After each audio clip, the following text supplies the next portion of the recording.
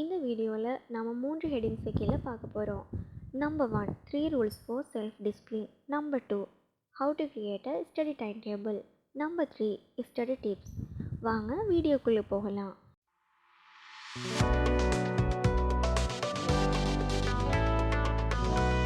Number 1, 3 rules for self-discipline. அதாவது நாம் 3 ரூல்ஸை பற்றி பார்க்க போகிறோம், செல்ஃப் டிசிப்ளினை பற்றி. Number 1, get a clarity. Daily நீங்கள் தூங்க போகிறதுக்கு முன்னாடி அடுத்த டே என்ன பண்ணணுன்றதை ஒரு காப்பிலேயோ அல்லது பேப்பர்லேயோ எழுதுங்க. அதே மாதிரி ஒவ்வொரு நாளும் நைட் தூங்க போகிறதுக்கு முன்னாடி அந்த டேயில் நீங்கள் முடித்த விடயங்கள் எல்லாத்தையும் ஸ்ட்ரைட் பண்ணுங்கள். அது உங்களை அடுத்த நாளும் வேலைகளை முடிக்கிறதுக்காக மோட்டிவேட் பண்ணும். Number 2, avoid temptation. நீங்கள் படிக்கிற போது உங்கள் படிப்பை தடுக்கிற எல்லாத்தையும் அவாய்ட் பண்ணுங்கள். எக்ஸாம்பிள், ஃபோனை பக்கத்தில் வச்சுட்டு படிக்கிறதால உங்கள் படிப்பு டிஸ்டர்ப் ஆகிறதுக்கு சான்சஸ் அதிகமாக இருக்குது. அதனால் நீங்கள் ஹோலில் ஃபோனை வைங்க, அப்படி இல்லைன்னு சொன்னால் வேறு ஏதாவது ஒரு இடத்துல ஃபோனை வச்சுட்டு படிங்க. இதனால் நீங்கள் அச்சீவ் பண்ண நினைக்கிற எல்லா கோல்ஸையும் அச்சீவ் பண்ண முடியும். Number 3, do count down. உங்கள் ஸ்டடியில் ஃபோக்கஸாக இருந்து படிக்க முடியாத சந்தர்ப்பத்தில் 10ல் இருந்து 1 வரைக்கும் கவுண்ட் டவுன் பண்ணுங்கள். இந்த 3 ரூல்ஸ் ஃபார் செல்ஃப் டிசிப்ளின் உங்கள் கோல்ஸை அச்சீவ் பண்ண ரொம்ப ஹெல்ப்ஃபுல்லாக இருக்கும். இதனால் டெய்லி இதை செய்து வாங்க. Heading number 2, how to create a study time table. இந்த ஸ்டடி டைம் டேபிள் க்ரியேட் பண்ணுறதுக்கு முன்னாடி நீங்கள் சில விஷயங்களை அறிஞ்சிருக்கணும். அதனால் அந்த விடயங்களை அறிஞ்சிட்டு ஸ்டடி டைம் டேபிள் க்ரியேட் பண்ணலாம். Number 1, assess yourself.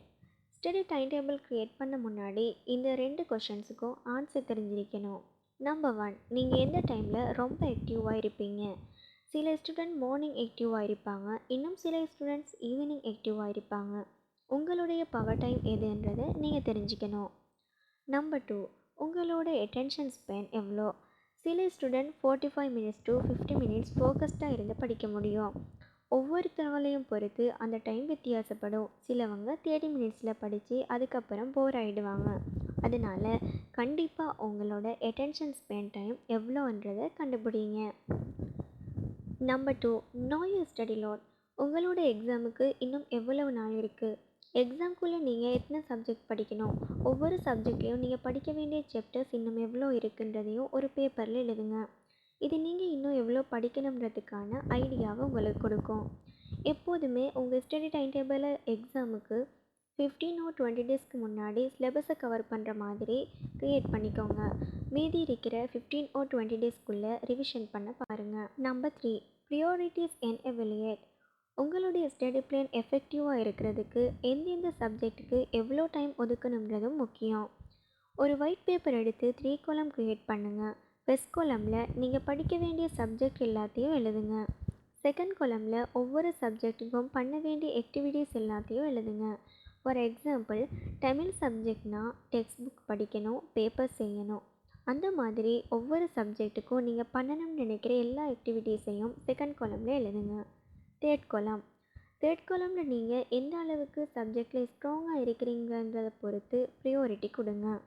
அதாவது நீங்கள் ரொம்ப வீக்காக இருக்கிற, படிக்கிறதுக்கு ரொம்ப கஷ்டப்படுற சப்ஜெக்டை நம்பர் 1 கொடுங்க.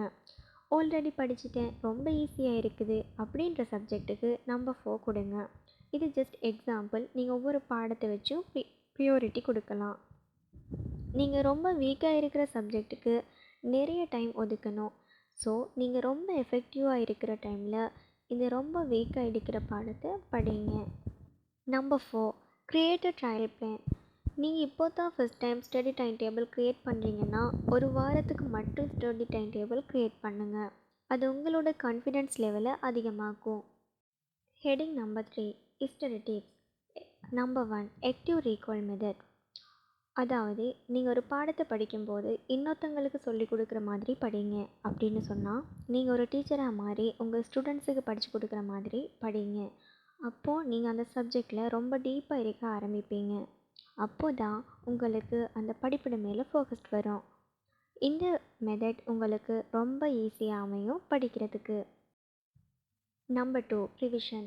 நீங்கள் படித்து முடிஞ்சதுக்கப்புறம் அந்த பாடம் சம்மந்தப்பட்ட கொஷின்ஸை நீங்களே க்ரியேட் பண்ணி அதுக்குரிய ஆன்சரை எழுதி பழகுங்க.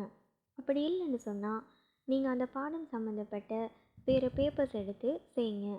இப்படி படிக்கிறதால உங்களுக்கு அந்த பாடம் சம்மந்தமாக இன்னும் மேலதிக அறிவு வரும். Number 3, different tips.